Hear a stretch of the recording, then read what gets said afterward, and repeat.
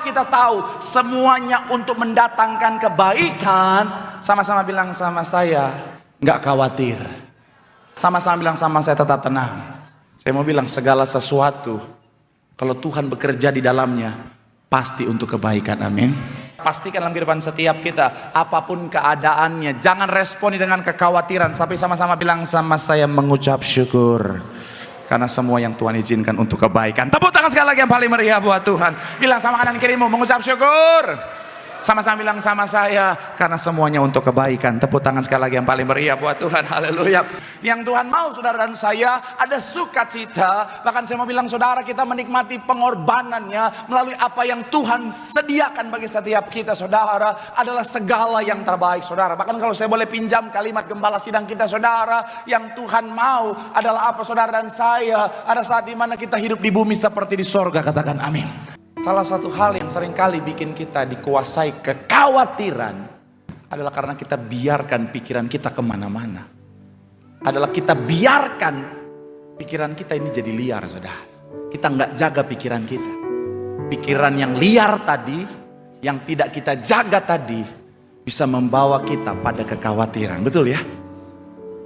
Nggak ada apa-apa sebenarnya, tapi gara-gara pikiran kita kemana-mana nggak kita jaga, jadi liar. Ada banyak istri-istri dikuasai kekhawatiran karena pikirannya nggak dia jaga. Pikirannya gampang kemana-mana. Suami terlambat pulang, langsung dia pikir, oh ini, jangan-jangan dia di kantor nih ya. Semua udah pada pulang ya. Dia berdua-duaan tuh sama yang sebelah medannya itu, si wanita kuntilanak tadi itu yang memang ganjen banget itu ya. Mereka tatap-tatapan, kedip-kedipan. Para suaminya lagi fokus kerja, kasih. Oh jangan-jangan nih, dia pulang naik angkot tadi. Ketemu mantan nih, ketemu mantan itu. Terus mereka tatap-tatapan. Terus jangan-jangan sopir angkot putar lagu Kisah Kasih di Sekolah dengan si dia.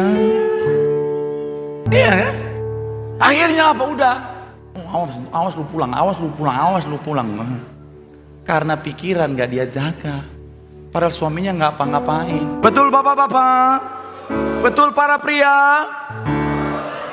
Gak angkat telepon aja. Ada banyak wanita langsung, jangan-jangan dia selingkuh, chattingan sama orang lain, dia chattingan sama orang lain.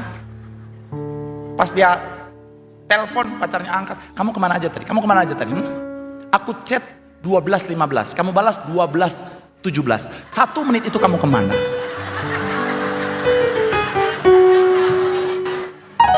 Hal-hal yang buruk boleh terjadi, hal-hal yang berpotensi bikin kita khawatir boleh terjadi, tapi kita anak Tuhan, kita tidak boleh dikalahkan oleh kekhawatiran. Katakan amin. Kenapa? Karena sekali lagi seperti yang saya bilang 3 minggu lalu, kita diciptakan bukan untuk kalah, tapi untuk menang, bahkan lebih daripada pemenang. Yang setuju boleh berikan tepuk tangan yang paling meriah dulu buat Tuhan. Shalom para pria. Ini tips, ibu-ibu jangan dengar, wanita jangan dengar. Ini di antara kita aja. Salah satu tips supaya pasanganmu, either itu istri atau pacarmu, tidak khawatir, tidak pikirannya kemana-mana ketika kau tidak bersama dia, adalah begini. Ketika kau bersama dengan dia, pastikan kau tidak meresponi wanita siapapun dengan respon yang baik.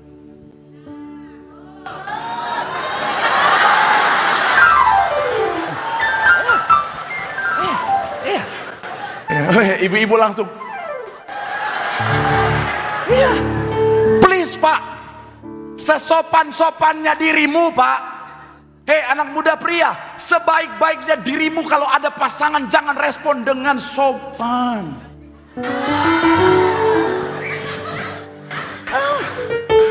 Jangan sekali-kali kau lagi jalan sama pasangan, ketemu wanita mau seperti apapun bentuknya, berapapun usianya, terus kau halo.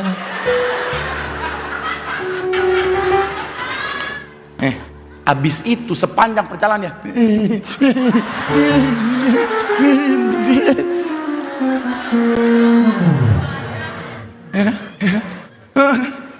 kau tiba-tiba ada wanita mau jatuh, kau tahan, Tuhan berkati. Abis itu kan Tuhan berkati, Tuhan berkati, Tuhan berkati.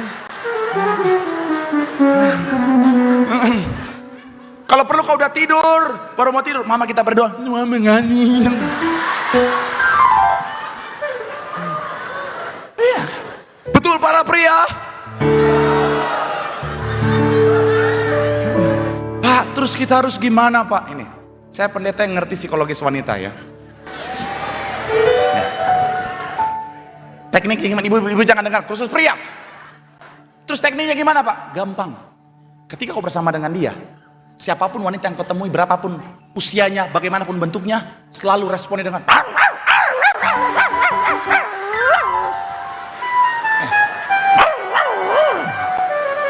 ya kan?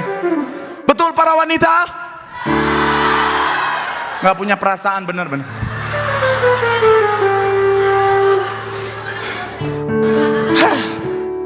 Turut berduka cita. Tapi sekali lagi saya mau bilang saudara, ada banyak orang dikuasai kekhawatiran karena dia nggak jaga pikirannya. Pikirannya liar ke sana kemari, akhirnya apa? Dikuasai kekhawatiran, iya kan? Ada banyak orang dikuasai kekhawatiran karena dia nggak jaga pikirannya. Pikirannya liar ke sana kemari, akhirnya apa? Dikuasai kekhawatiran, iya kan? Pas Covid banyak kayak gitu kan? Orang batu dikit, oh Covid dia.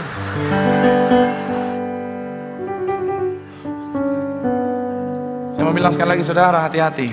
Saya pernah cerita kan? Saya pernah cerita di tempat ini saudara. Saya bangun tiba-tiba, mohon maaf, saya buang air kecil, darah semua saudara. Pikiran udah kemana-mana saudara. Dalam saya, Tuhan sakit apa? Udah googling segala macam. Ternyata karena malamnya saya makan buah naga saudara. Saya mau bilang saudara, jaga pikiranmu, amin. Apapun yang muncul yang membuat kita khawatir, jangan biarkan itu tetap dalam pikiran kita. Langsung ganti dengan apa? Firman Tuhan. Ketika itu muncul dalam pikiran kita, kamu gak akan sembuh.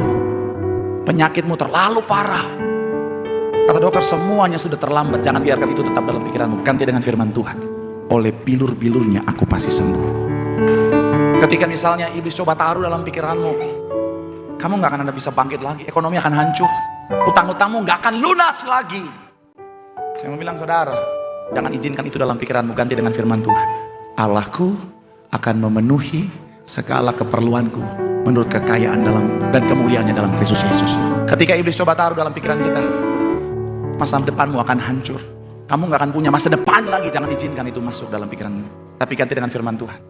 Rancangan Tuhan, rancangan damai sejahtera untuk memberikan hari depan yang penuh dengan harapan. Tepuk tangan sekali lagi yang paling meriah buat Tuhan. Jangan sampai kau jadi orang Kristen yang ke gereja hanya jadi rutinitas semata, nggak ngalamin Tuhan di sana, buang-buang waktu. Shalom. Ada banyak orang Kristen nyanyi, wow nyanyinya luar biasa. Ku berikan hatiku dan jiwaku, tapi pikirannya makan apa habis ini? Dari ketawanya banyak pelakunya di sini. Ada banyak orang nyanyi, ku pandang wajahmu, tapi matanya mandang, coba lihat opung sana, ya ampun alisnya beda kiri kanan. Ada orang-orang Kristen berdoa sih berdoa, bahkan doanya mantap banget. Oh Tuhan, kasih kebaikanmu laksana embun pagi di kala fajar. Ufuk timur dia bertumbuh dan akhirnya bagaikan deru ombak. Hus. Sampai malaikat aja kiu. Tapi cuman sampai di mulut saja, dia nggak ngalamin Tuhan saudara. Saya mau bilang sekali lagi saudara, itu bisa jadi sia-sia. Sekali lagi saya mau bilang saudara, pastikan kita ngalamin yang namanya pertumbuhan iman. Pertumbuhan iman. Dengan apa kita ngalamin yang namanya pertumbuhan iman? Pastikan kita ngalamin Tuhan dalam setiap ibadah kita. Karena ketika kita ngalamin Tuhan dalam setiap ibadah kita saudara, kita terhubung dengan Tuhan. Iman kita bertumbuh, berkat pemulihan mujizat pasti jadi bagian setiap kita. Tepuk tangan yang paling meriah buat Tuhan. Bilang sama kanan kirimu, jangan cuma jadi rutinitas. Kita harus ngalamin Tuhan. Di sana ada pertumbuhan iman. Tepuk tangan sekali lagi yang paling meriah buat Tuhan. Haleluya. Satu kesaksian saya. Awal mula saya pelayanan tahun 2008. Ada momen di mana saya ragu untuk lanjutkan pelayanan saya, saudara. Terlepas dari karena saya kaget dalam dunia pelayanan, saudara. Ada satu kondisi pada saat itu, saudara, saya ragu Tuhan. Saya bilang, Tuhan, Aku mau lanjut atau tidak ini Tuhan. Saya tanya sama Tuhan dalam keraguan. Akhirnya, singkat cerita, saya awal mula pelayanan jadi usher di LTC Glodok pertama kali. Pada masa itu, sekarang udah pindah di sampingnya saudara. Jadi pada saat itu saudara, saya ragu, Tuhan, aku mau lanjut atau tidak nih Tuhan. Dalam keraguan itu, saya memutuskan untuk istirahat pelayanan. Akhirnya satu ketika, hari Minggu, saya tetap ingin ibadah dalam keraguan. Saya cari gereja bukan Tiberia saudara. Saya cari satu gereja kecil di Atrium Senen. Ibadahnya itu jam 6 sore. Saya ibadah di situ. Jujur pada saat itu saudara, pada saat ibadah hati saya nggak tenang. Memang nyanyi-nyanyi, tapi sama seperti poin yang pertama, pikiran saya nggak di pujian saya. Nggak dalam penyembahan saya. Memang dengerin khotbah, tapi pikiran saya, Tuhan, aku dalam keraguan Tuhan. Tolong Tuhan kasih tanda Tuhan, kasih tanda. Saya lihat pendeta, tapi pikiran saya kemana-mana. Persis jemaat-jemaat zaman sekarang. Wajahnya ke pendeta, pikirannya kemana-mana.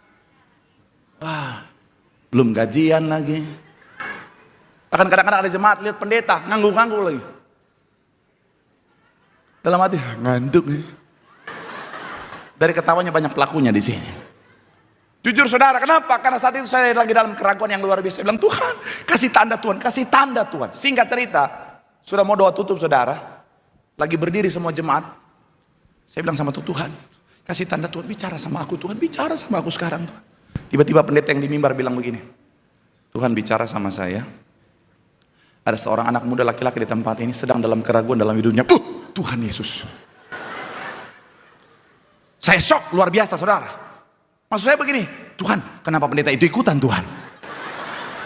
Maksudnya begini, kan saya lagi doa minta Tuhan yang bicara, kenapa pendeta itu yang bicara? Tiba-tiba pendeta itu bilang begini, iya, anak muda dimanapun kau berada, Tuhan bilang sama saya harus bicara dan mendoakan kamu. Silakan maju ke depan dalam hati saya, Tuhan. Ini urusan kita, jangan bawa-bawa pendeta itu Tuhan. Yang kedua, saya kan orangnya pemalu ya. Iya. Dulu tuh saya pemalu. Ya sekarang memang udah nggak tahu malu, tapi dulu tuh saya ketemu orang aja. Iya, saya tuh introvert banget, Jadi waktu itu saya bilang, Tuhan, malu Tuhan. Pendeta itu ngomong lagi. Silakan mulai maju ke depan. Jemaat cuma 30 orang nih, maju ke depan. Tuhan bicara sama saya, maju ke depan. Saya akan bicara dan berdoa buat kamu anak muda. Sampai 3 kali. Dan saya mau bilang, sampai terakhir selesai ibadah, saya nggak maju-maju saudara. Ya. Saya ngerti, mungkin pendeta itu kena mental saudara. Dia sampai mungkin jadi ragu, ini suara Tuhan atau bukan? Kok nggak maju-maju? Mohon maaf buat Pak Pendeta yang waktu itu mungkin dia merasa jam 6 di Atrium Senen Pak. Surat terbuka untuk Pak Pendeta itu. Mohon maaf Pak, sayalah laki-laki itu Pak.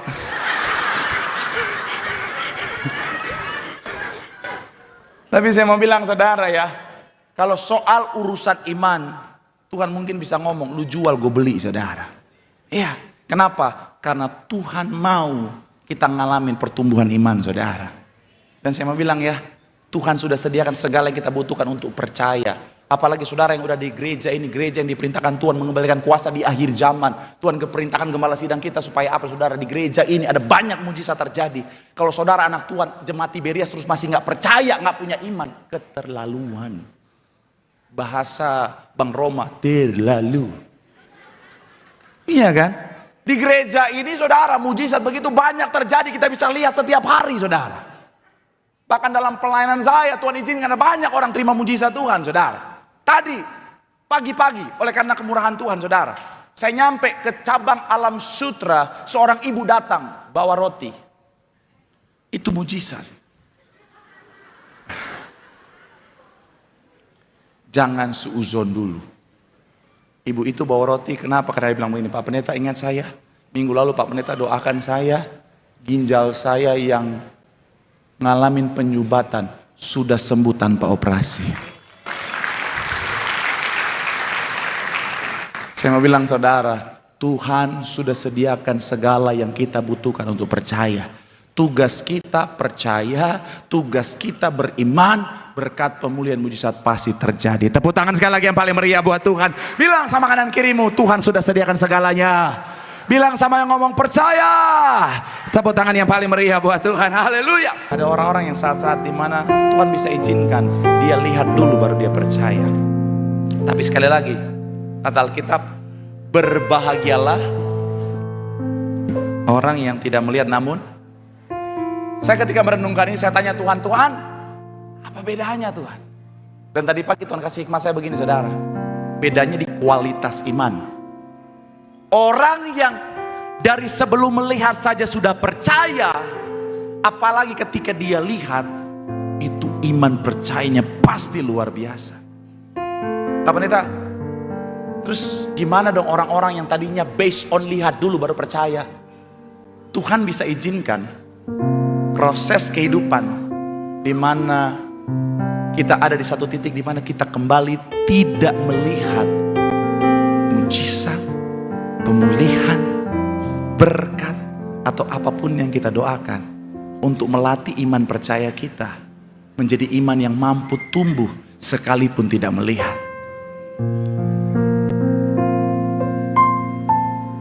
Makanya kalau saudara hari ini belum lihat mujizat, saudara hari ini yang belum lihat pemulihan, please tetap percaya, karena dia Tuhan yang tetap bekerja sekalipun tidak terlihat. Saya nggak tahu apa yang sementara saudara hadapi, tapi bukan berarti kalau kau lihat tidak ada apa-apa di depanmu, tidak ada pemulihan di depanmu, tidak ada jawaban doa di depanmu, bukan berarti Tuhan nggak bekerja. Dia tetap Tuhan yang bekerja untuk mendatangkan kebaikan. Tapi dia lagi izinkan itu supaya iman kita bertumbuh. Karena saya mau bilang saudara, berkat pemulihan mujizat bukan tujuan akhir Tuhan. Terlalu mudah Tuhan jawab doamu. Terlalu mudah Tuhan kasih mujizat dalam hidupmu. Terlalu mudah Tuhan sembuhkan penyakitmu yang paling parah sekalipun. Terlalu mudah Tuhan pulihkan ekonomimu. Terlalu mudah Tuhan pulihkan rumah tanggamu. Terlalu mudah Tuhan jawab perkara yang ajaib yang kau rindukan dalam hidupmu. Tapi itu bukan tujuan akhir Tuhan. Tujuan akhir Tuhan adalah iman yang bertumbuh, iman yang kuat. Karena imanlah yang akan membuat kita layak pesta di sorga. Makanya Tuhan izinkan keadaan seperti itu.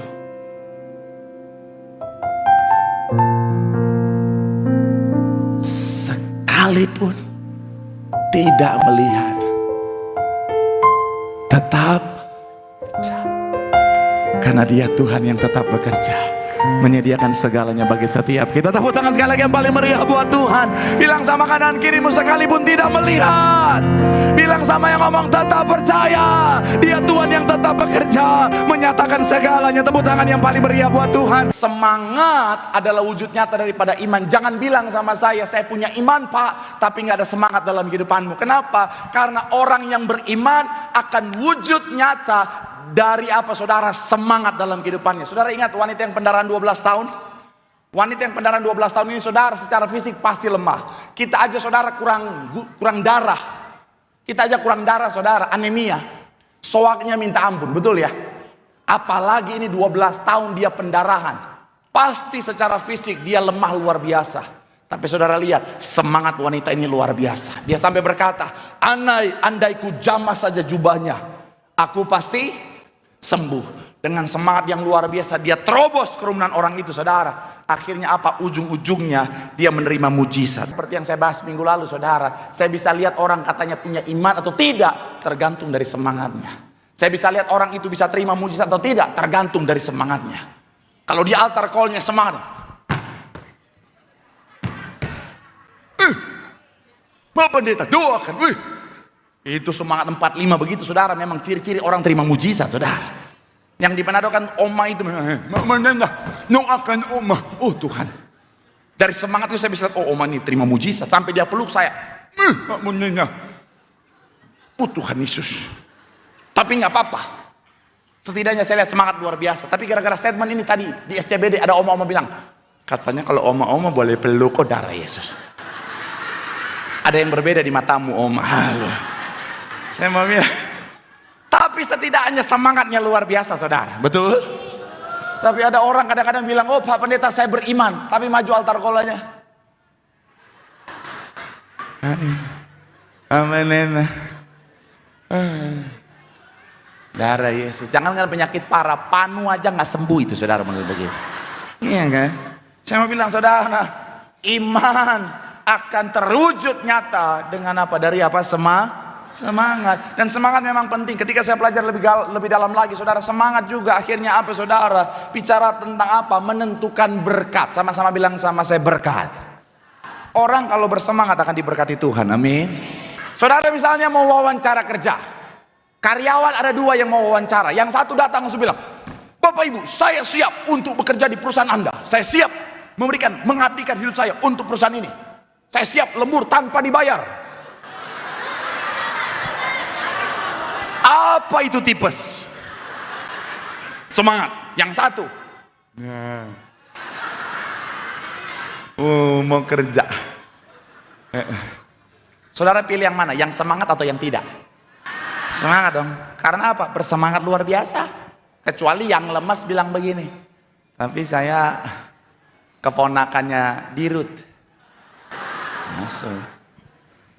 Tapi dalam hal ini kita bisa lihat ya, untuk kerja aja butuh orang dalam, betul ya? Untuk masuk kerja aja butuh orang dalam. Apalagi masuk surga, bos.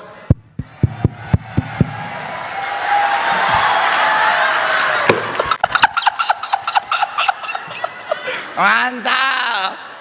Ini pasti masuk TikTok lagi bagian ini, saudara. Darah Yesus. Tapi sekali lagi saya mau bilang, saudara, semangat itu penting. Amin. Saudara kalau mau memberkati karyawan, saudara akan berkati yang rajin atau yang malas? Yes. Makanya saya jadi pendeta, saya nggak mau jadi pendeta yang lemes. Saya jadi pendeta yang tetap semangat. Amin. Karena saya percaya jemaat juga senang pendeta yang semangat. Betul? Makanya sekalipun saya capek, saya tetap naik mimbar. Walaupun di luar udah, ini namanya positive vibes. Anak Tambun, guys. Darah Yesus. Saya mau bilang sekali lagi, saudara, semangat itu penting. Amin. Ibu-ibu kalau bersihin rumah ada semangat, mau rumahnya segede Betos juga. Enggak ada yang amin, udah lah. Enggak ada. Tapi kalaupun rumahnya segede Betos, harus ada semangat. Oh bisa itu, ada kekuatan itu. Bersama Yesus lakukan perkara besar bersama Yesus. Wow. Coba kalau nggak ada semangat, rumahnya RSSSSSS. Rumah sangat sempit, selonjor saja susah sekali. Ampun. Tapi nggak ada semangat ya. Aku tak sanggup. Stroke ringan.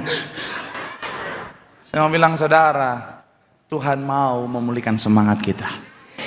Amin. Kenapa, saudara? Karena ketika kita semangat, kita cakap menang segala perkara. Tepuk tangan dulu yang paling meriah buat Tuhan. Bilang sama kanan kirimu, semangat. Kita cangkap menang segala perkara. Tepuk tangan yang paling meriah buat Tuhan. Haleluya. Kalau saudara pelajari Alkitab secara teologi, saudara akan menemukan kenapa Tuhan harus mati di atas kayu salib. Karena Tuhan mau memulihkan hubungan yang rusak oleh karena dosa manusia, saudara. Karena begini, saudara, karena Tuhan tahu kita nggak bisa hidup tanpa Tuhan. Karena Tuhan tahu kita nggak bisa apa-apa tanpa Tuhan. Saudara dan saya, kita perlu selalu terhubung dengan Tuhan. Karena tanpa Tuhan kita nggak bisa apa-apa dalam hidup kita. Tapi dengan Tuhan kita akan berbuah banyak, katakan amin. Saya ngalamin banyak kesaksian, saudara. Dalam pelayanan saya, saudara, Tuhan anugerahkan ada banyak kesaksian, banyak mujizat. Saya mau bilang, saudara, bukan karena saya, tapi karena pribadi yang biasa ini terhubung dengan Tuhan yang luar biasa. Amin. Saya kemarin, saudara, ke Bali, saudara. Ya, saya ke Bali, ada pelayanan di sana, saudara, ada undangan pelayanan di sana. Dan akhirnya sekalian, karena orang tua saya pengen ikut ya, jalan-jalan ke sana, saudara. Dan saya ngerasain berapa anugerah Tuhan itu luar biasa begini, saudara, bahwa di mana-mana, saudara, bahkan sampai di pelosok-pelosok. Saya ke daerah namanya GWK, saudara, Garuda Wisnu Kencana. Itu cuman berapa orang, saudara? Di situ cuman ada kurang lebih ada 4 kelompok. Ada keluarga saya, ada 1 pasang, kemudian ada 1 keluarga, kemudian yang jualan, saudara. Tapi yang satu pasang tiba-tiba, Pak Pendeta! Wih, siapa kau? Jemaat Nias. Darah Yesus, Jemaat Nias ada di pelosok Bali, saudara. Jemaat Nias. Setelah itu, yang satu keluarga juga, Pak Pendeta! Oh Tuhan Yesus, siapa lagi kau? Kami jemaat mana Betos? Bukan jemaat TikTok. Oh darah Yesus dari TikTok, saudara. Jemaat TikTok. Bahkan saya kemarin ke Luwuk. Sebelumnya saya ke Luwuk, saudara. Itu agak pedalaman, saya potong rambut di tempat yang biasa. Yang potong rambut lagi gunting saya, saudara. Ngobrol-ngobrol panjang lebar. Udah mau selesai potong rambut, dia bilang begini, Bang, saya lihat abang tuh wajahnya mirip Pendeta Marcel. Darah Yesus. Tapi setidaknya, sekalipun dia nggak kenalin saya, setidaknya dia kenal ada Pendeta Marcel, saudara.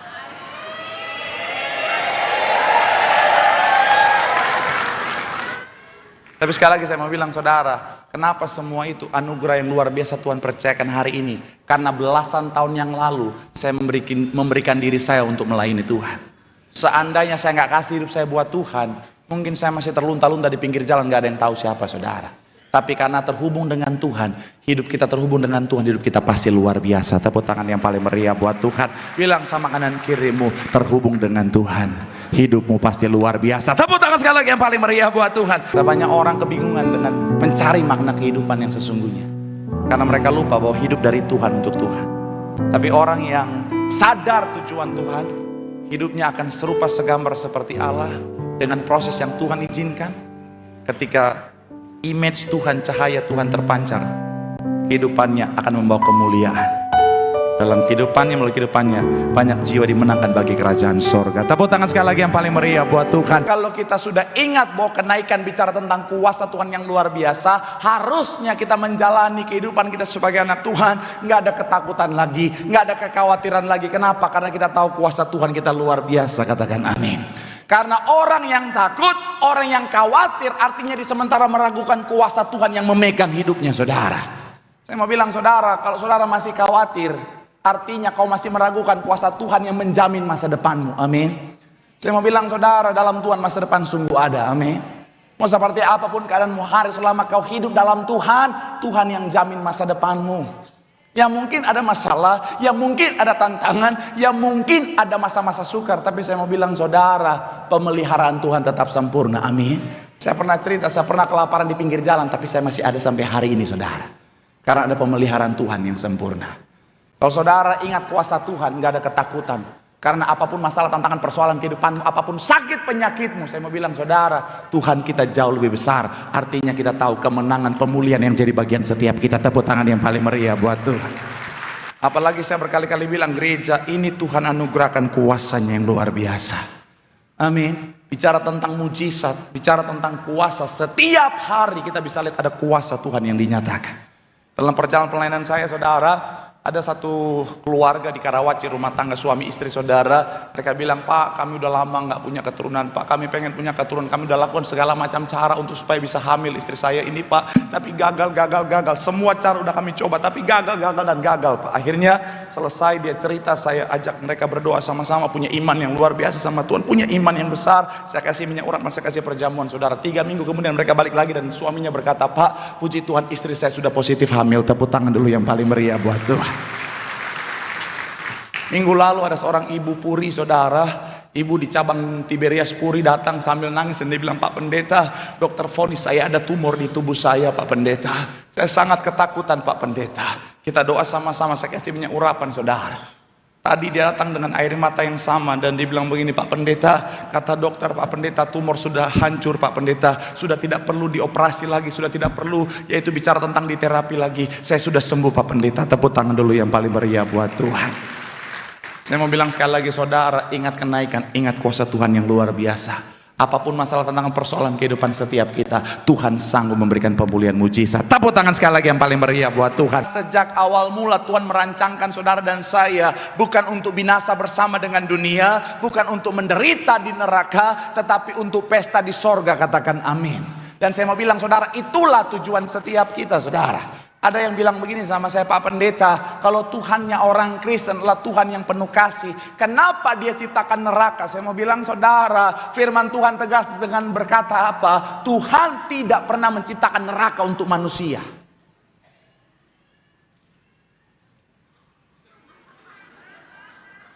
Saudara meragukan saya. Firman Tuhan yang ngomong, bukan saya. Kok bisa, Pak? Karena firman Tuhan jelas bilang, neraka untuk iblis dan para malaikatnya, para pengikutnya. Jadi kalau ada orang Kristen di neraka, karena dia ikut iblis. Tuhan gak pernah ciptakan neraka buat manusia. Yang Tuhan ciptakan sorga. Neraka untuk iblis dan para malaikatnya. Yang jatuh, yang dibuang itu untuk iblis. Tetapi karena iblis gak mau sendirian, makanya dia bikin neraka versi promosi. Iblis bilang, ayo kita ke neraka. Di neraka enak, lu mau ngapain aja bisa. Di neraka kita bisa. Saya mau bilang saudara, Tuhan rancangkan tujuan kita adalah sorga. Makanya tadi saya kaget dengerin khotbah Ibu Gembala Sidang. Ibu Gembala Sidang bilang apa saudara? Fokus pada tujuan kita, yaitu sorga saudara. Karena memang tujuan kita sorga. Makanya visi misi gereja ini saudara, visinya adalah apa? Mempersiapkan jemaat yang kudus, misionaris dan siap kemana? Sorga. Karena tujuan kita adalah sorga. Dan saya percaya tujuan akan menentukan langkah. Amin.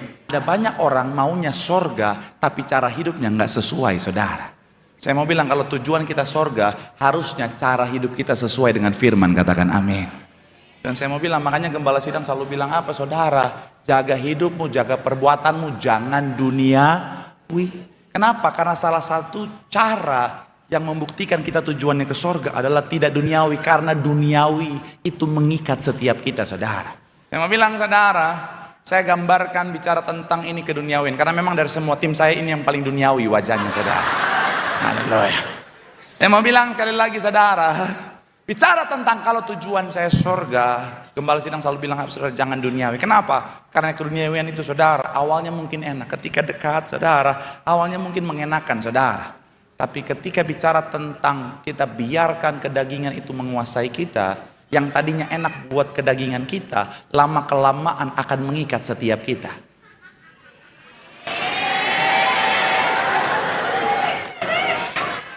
Ada yang salah? Saya mau bilang saudara, kita bikin romantis. Yang mau bilang najis silakan, haleluya. Saya mau bilang sekali lagi saudara, saudara bisa sebutkan segala macam keduniawian, semuanya itu sifatnya akan mengikat saudara. Segala macam, semuanya akan mengikat. Dan saya mau bilang sama seperti keduniawian ini saudara. Dan ketika dia udah mengikat, sekalipun tujuan kita sorga, akhirnya ketika kita mau menuju sorga, akan menghalangi kita. Yang kuat tuh. Jadi sekali lagi saudara, kalau kita biarkan keduniawian mengikat kita, ketika kita tahu sekalipun tujuan kita sorga, tapi kalau keduniawian sudah kita biarkan mengikat kita, makanya akhirnya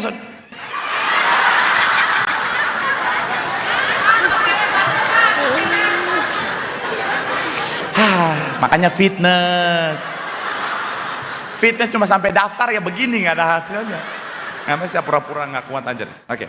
Jadi bicara tentang sorga tujuan kita, tapi kalau kita biarkan dia mengikat kita, maka akhirnya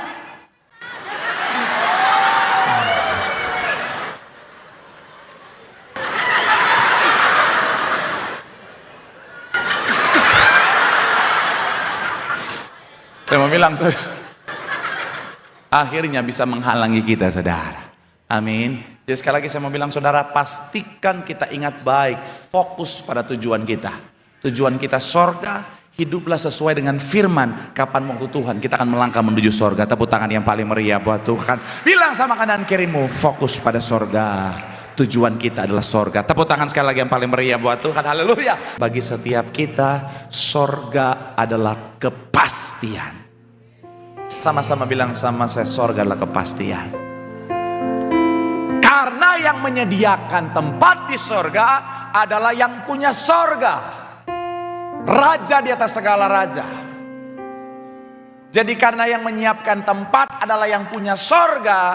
Jadi sekali lagi sorga bagi setiap kita bukan lagi satu hal yang mustahil ataupun mudah-mudahan, tetapi kepastian. Ada hal-hal yang harus kita ingat dengan baik. Yang pertama, Jangan tukar yang pasti dengan yang tidak. Apapun alasannya, please jangan tukar yang pasti dengan yang tidak pasti. Sekalipun itu bicara tentang jabatan, sekalipun itu bicara tentang yang namanya ketenaran, semua itu tidak menjamin keselamatan. Amin. Sekalipun itu bicara tentang cinta, itu tidak menjamin keselamatan. Janganlah. Karena saya mau bilang saudara, semuanya sementara. Amin. Shalom anak muda.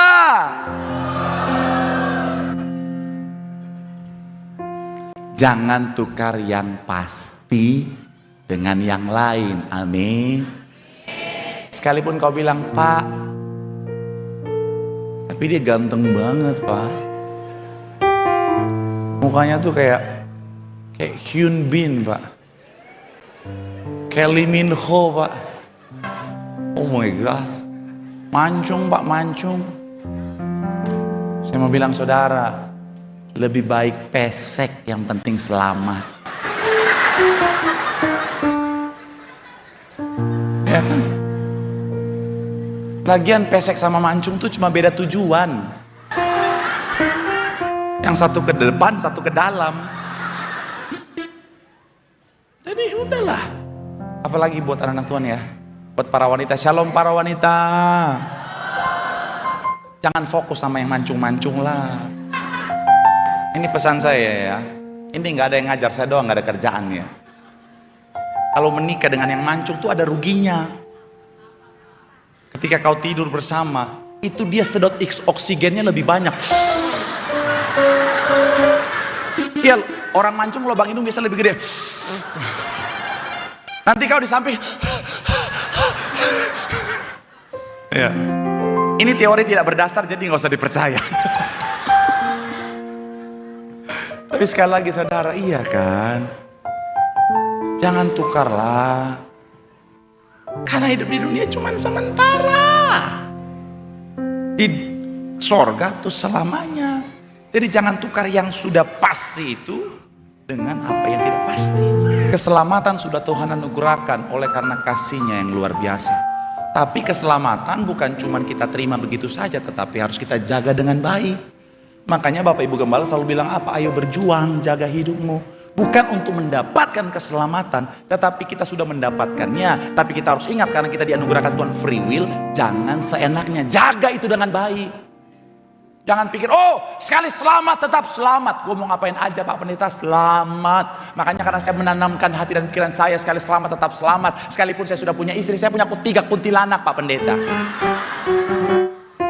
Tapi 3-tiganya saya bawa dalam Tuhan. Jadi kuntilanak yang pertama, minggu kedua, yang kedua, minggu ketiga, yang ketiga, yang keempat baru istri saya. Kalau 1 minggu, 1 bulan ada 5 minggu, saya ajak minggu kelima rame-rame ke gereja. Darah Yesus. Dengarnya kayaknya mustahil ya, tapi ternyata ada. Saya juga kaget ketika maju. Saya pikir ini ayah yang luar biasa, karena dia membawa putrinya untuk semakin dekat dengan Tuhan. Ya saya doain dong, diberkati panjang umur, anak cucu menantu diberkati. Selesai saya doain, pengerja bilang, Pak itu selingkuhan. Hah? Dalam hati saya, mereka maju altar call, harapan doanya apa? Supaya nggak ketahuan atau bagaimana? Yang kedua, kenapa nggak kasih tahu dari awal? Kalau saya tahu kan, saya tetap doain. Sebagai pendeta yang baik hati dan rajin menabung, kita kan harus profesional, kita tetap melayani dong. Cuman caranya aja ada penyesuaian sedikit. Saya lihat misalnya, oh selingkuhan, ayo maju. Kita berdoa. Lu memang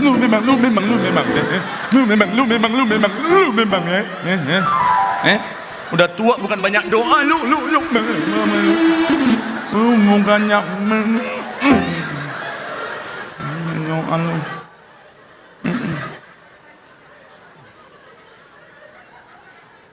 nggak apa-apa kan, lebih baik tubuh binasa daripada jiwa binasa.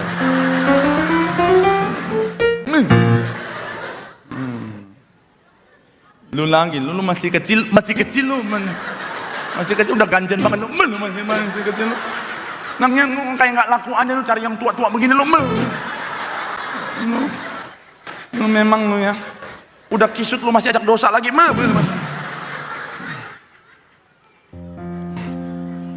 Nah, ya, saya kan memang pendeta, tapi kan ada darah Manado mengalir di sini, saudara.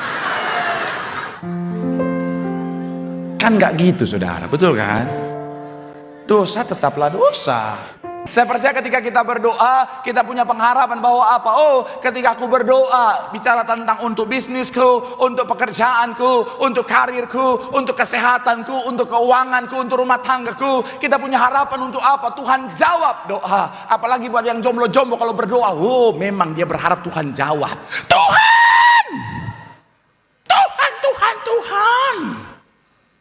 Aku sudah jomblo lama, tapi jomblo kalau berdoa memang, oh Tuhan, apalagi yang jomblo wanita. Kalau jomblo pria tuh kadang-kadang slow, karena aku slow, sungguh slow, nggak usah joget, haleluya. Saya mau bilang saudara, kalau yang jomblo-jomblo wanita, Tuhan, aku sudah mau memasuki usia expire, Tuhan. Aku sudah di gereja, aku tolong Tuhan kasih jodoh sekarang. Pokoknya laki-laki pertama yang lewat depan aku ketika aku buka mata, itu dia jodohku. Ketika dia buka mata yang lewat, engkong. Haleluya. Selamat menikmati itu, saudara. Saya mau bilang, saya percaya setiap kita ketika kita berdoa, kita punya harapan doa kita dijawab Tuhan, amin. Dan ternyata ketika saudara dan saya memposisikan diri sebagai orang-orang yang menanti-nantikan Tuhan, ada penyediaan jawaban doa, katakan amin. Ada orang Kristen lagi pengen jawaban doa, carinya orang pintar, dukun dan selain sebagainya, saudara. Buat saya itu, saya nggak akan ngomong yang tentunya yang kasar ya, saya akan tetap menjaga tutur kata saya. Tapi kalau orang Kristen ke dukun, itu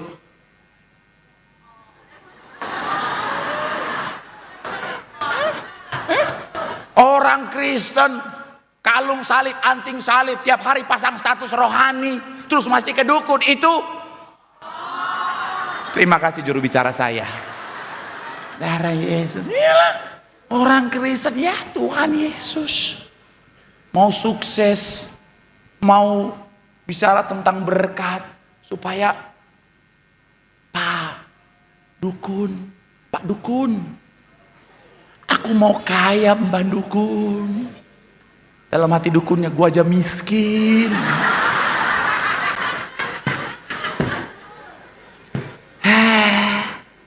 Mbak Dukun, aku mau bebas dari hutang-hutang. Dalam hatinya dukunnya, kasbon gua di warteg sebelah aja gua belum bayar. Mbak Dukun, gua pengen sembuh dari penyakit. Dalam hati dukunnya, gua TBC 2 tahun gak sembuh-sembuh. Tapi dukun kan ya udah, yang penting dia duit. Oh, kamu mau sembuh sini.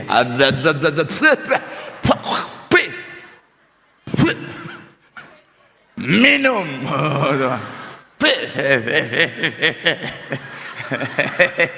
Padahal gigi palsu dukunnya di dalam. Saya mau bilang ya, anak Tuhan masih ke dukun. Kenapa? Karena mengandung jebakan, mengandung kutuk di dalamnya, saudara. Saya mau bilang saudara, ketika kau butuh jawaban doa, tempat yang terbaik adalah Tuhan, katakan amin. Dan makanya sekarang saya mencatat di sini, saudara pastikan apa? Saudara dan saya senantiasa apa, saudara? Mencari di tempat yang tepat, yaitu Tuhan, katakan amin. Ada satu kesaksian, saudara. Gereja ini gereja yang besar, betul ya? Gereja ini gereja yang besar, dan kalau saudara yang tahu manajemen, saudara pasti tahu operasional gereja ini sangat besar, saudara. Gereja yang besar ini, saudara, AC-nya aja berapa, saudara?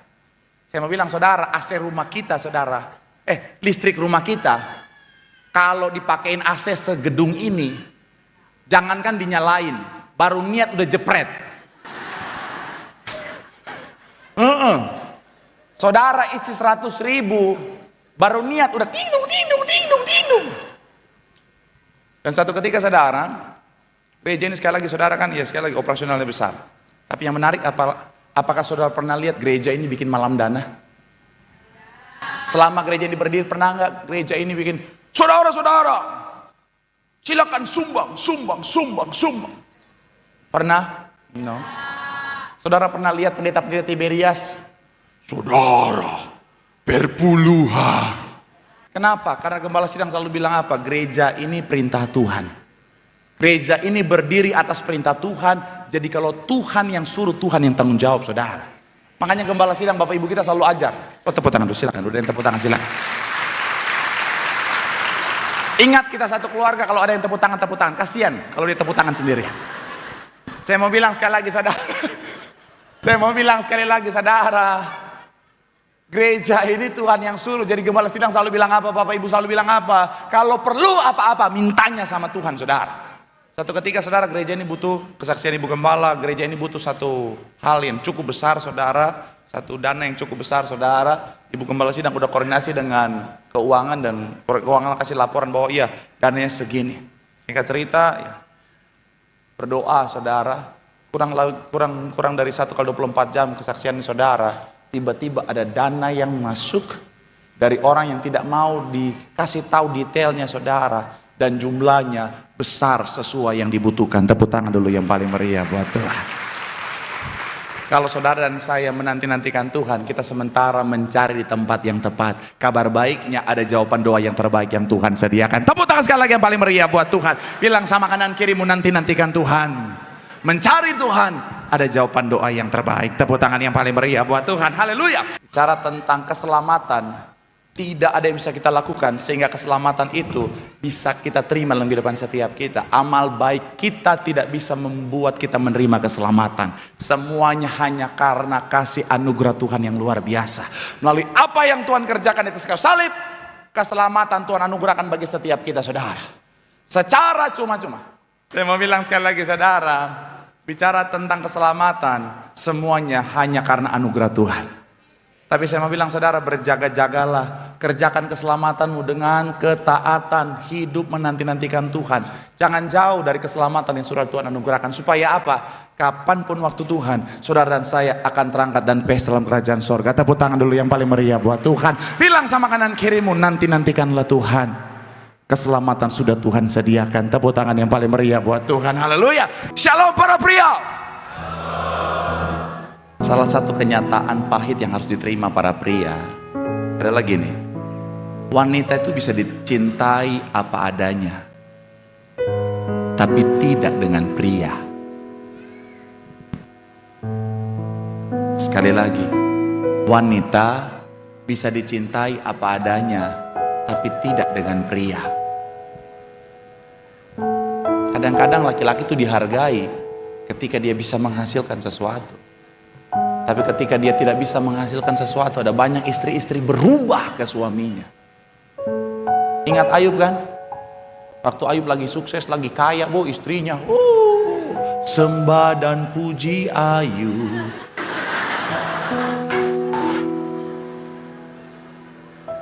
Ayub.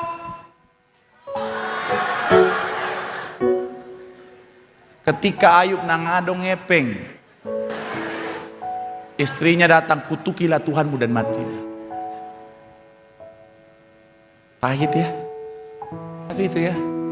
Saya mau bilang, Bu, cintailah suamimu dalam segala keadaan.